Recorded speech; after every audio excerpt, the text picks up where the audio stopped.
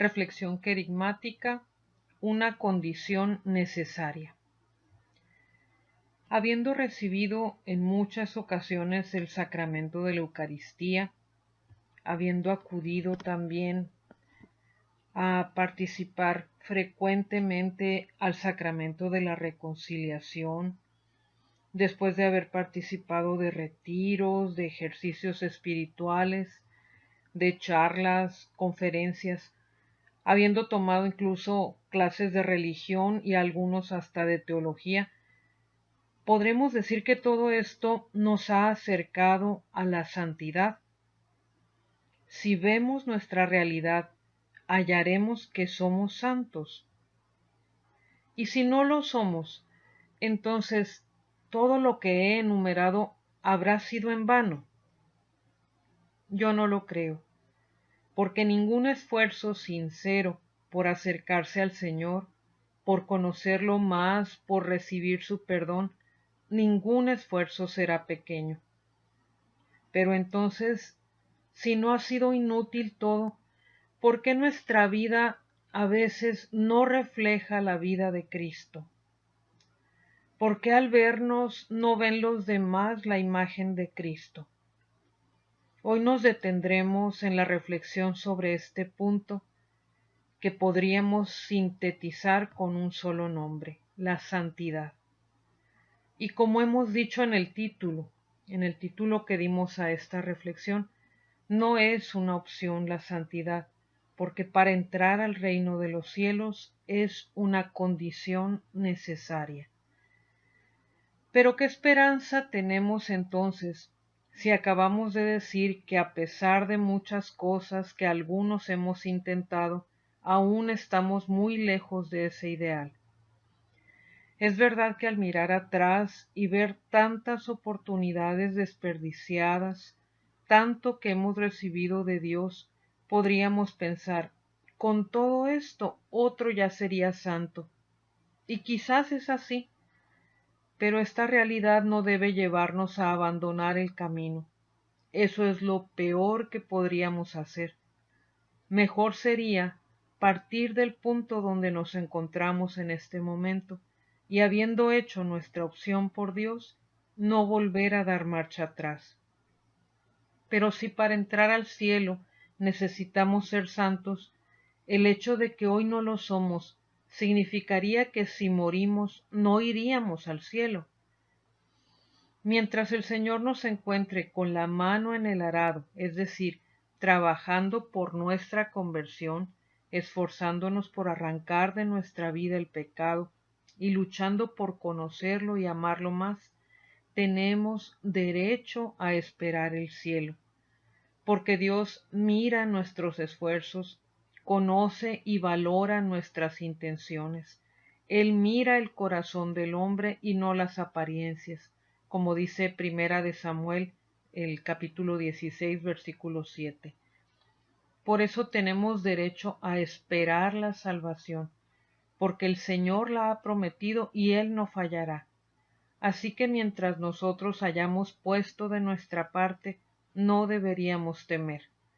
Y no porque nuestros mínimos esfuerzos nos hagan dignos del cielo, no porque nosotros tengamos algún merecimiento, sino porque esperamos en la misericordia de Dios que cumple sus promesas, y que así como al que le prometieran por un pequeño trabajo un pago enorme, así Dios por un esfuerzo tan pequeño nos ofrece como pago un salario que nunca llegaremos a merecer, pero que Él nos dará porque así lo prometió. Solo su sacratísima sangre derramada abrió para nosotros la posibilidad de salvarnos, pero para que sucediera tan alto sacrificio, tuvo antes que realizar toda la obra admirable de la redención. Cada una de las etapas de la historia de la salvación, desde la creación, pasando por el pecado de nuestros primeros padres, la promesa de la redención, hasta llegar a la encarnación, e incluso el Señor, aún después de la resurrección, siguió actuando portentosamente. pues nos deja el milagro de la Eucaristía que perpetúa por medio de la institución sagrada del sacerdocio. ¡Cuánta bondad del Señor! ¿Cuánto ha hecho Él para que yo venga a quejarme de hacer un mínimo esfuerzo por salvarme? Para que yo venga a decir que la santidad es un ideal muy lejano, muy difícil e inalcanzable. ¿No será más bien que mi amor es muy pequeño?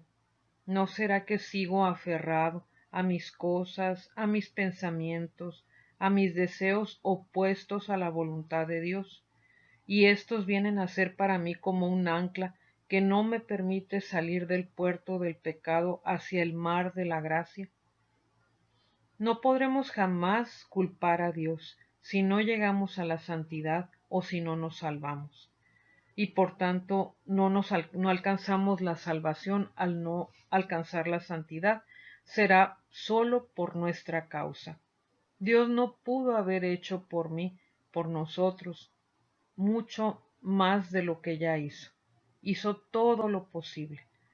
A menos que yo le hubiera permitido actuar más en mi vida, Él hubiera podido hacer más solamente en ese caso. No lleguemos a lamentarnos de esto en nuestra última hora. Mejor aprovechemos lo único que tenemos, el momento presente. Pero entonces habremos dejado claro que hablar de santidad no es una opción, sino una condición necesaria para la salvación. Si aún hay dudas de que la perfección o la santidad son necesarias para alcanzar la vida eterna, veamos en los Evangelios, porque ya alguien se nos adelantó y le hizo al Señor Jesús esta pregunta. En Mateo 19:16. En esto se le acercó uno y le dijo: Maestro, ¿qué he de hacer de bueno para conseguir la vida eterna? Él le dijo: ¿Por qué me preguntas sobre lo bueno? Uno solo es bueno. Si quieres entrar en la vida, guarda los mandamientos. Díjole él: ¿Cuáles? Jesús respondió: No matarás, no adulterarás, no hurtarás, no levantarás falso testimonio, honra a tu padre y a tu madre, y ama al prójimo como a ti mismo. Díjole el joven: Todo esto lo he guardado. ¿Qué me queda aún? Díjole Jesús: Si quieres ser perfecto, ve, vende cuanto tienes, dalo a los pobres y tendrás un tesoro en los cielos, y después ven y sígueme. En nuestro caso, este vender todo lo que tenemos que pide el Señor en el texto que hemos leído, es dejar aquello a lo que estamos aferrados y no nos permite avanzar. Pueden ser objetos, situaciones, personas, hasta nuestra forma de pensar. Quizás estamos aferrados a lo que nosotros hacemos o decimos, a que eso es lo correcto. Y quizás desde allí tendremos que salir para practicar la verdadera humildad, porque la santidad es la respuesta, pero no es una opción, sino una condición para entrar al cielo. Es decir, esto lo confirma el Vaticano II en la Constitución dogmática sobre la Iglesia, diciendo lo siguiente: el Divino Maestro y modelo de toda perfección, el Señor Jesús, predicó a todos y cada uno de sus discípulos, cualquiera que fuese su condición, la santidad de vida de la que Él es iniciador y consumador. Sean perfectos como vuestro Padre Celestial es perfecto. Envió a todos el Espíritu Santo para que los mueva interiormente a amar a Dios con todo el corazón, con toda el alma, con toda la mente y con todas las fuerzas, y a amarse mutuamente como Cristo les amó. Aquí viene algo importante en este texto de la Lumen Gentium número 40. Dice: los seguidores de Cristo, llamados por Dios no en razón de sus obras, sino en virtud del designio y gracia divinos, y justificados en el Señor Jesús, han sido hechos por el bautismo sacramento de la fe, verdaderos hijos de Dios y partícipes de la divina naturaleza, y por lo mismo realmente santos. Es decir, según lo que estamos leyendo en este texto, el Señor no nos elige, no nos llama porque seamos santos, sino para que con su gracia lleguemos a serlo. Continúo con la lectura. En consecuencia, es necesario que con la ayuda de Dios conserven y perfeccionen en su vida la santificación que recibieron. Dice el texto, es necesario. No dice es opcional, no dice eres bautizado, listo, vive como quieras, te vas a ir al cielo de todas maneras. Nunca dice eso. Repito el texto. Dice, es necesario que con la ayuda de Dios conserven y perfeccionen en su vida la santificación que recibieron. La Constitución Lumen Gentium continúa diciendo, el apóstol les amonesta a vivir como conviene a los santos, y que como elegidos de Dios, santos y amados, se revistan de entrañas de misericordia, benignidad, humildad, modestia, paciencia. Que conste que lo que dice el texto, revestirse, no es dar la apariencia de algo, no implica simulación, sino una actitud de vida que debemos asumir como consecuencia de la gracia. Enumeramos nuevamente lo que acabamos de leer.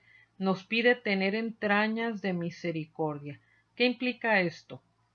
Wikipedia define de esta manera el ser misericordioso. La misericordia es la disposición a compadecerse de los sufrimientos y miserias ajenas. Se manifiesta en amabilidad, asistencia al necesitado, especialmente en el perdón y la reconciliación.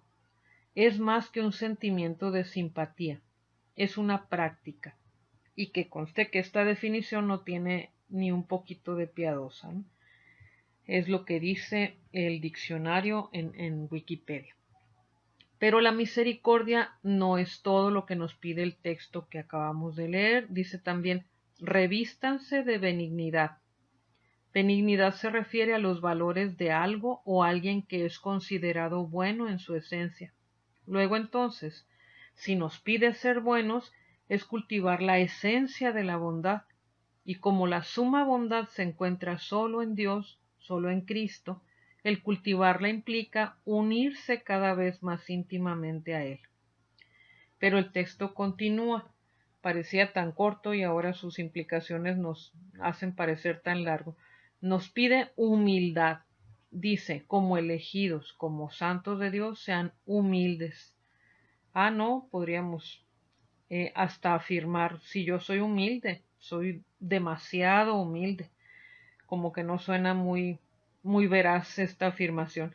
Bástenos saber que por toda la Sagrada Escritura, desde el Antiguo y también en el Nuevo Testamento, veremos que Dios desprecia al que no es humilde.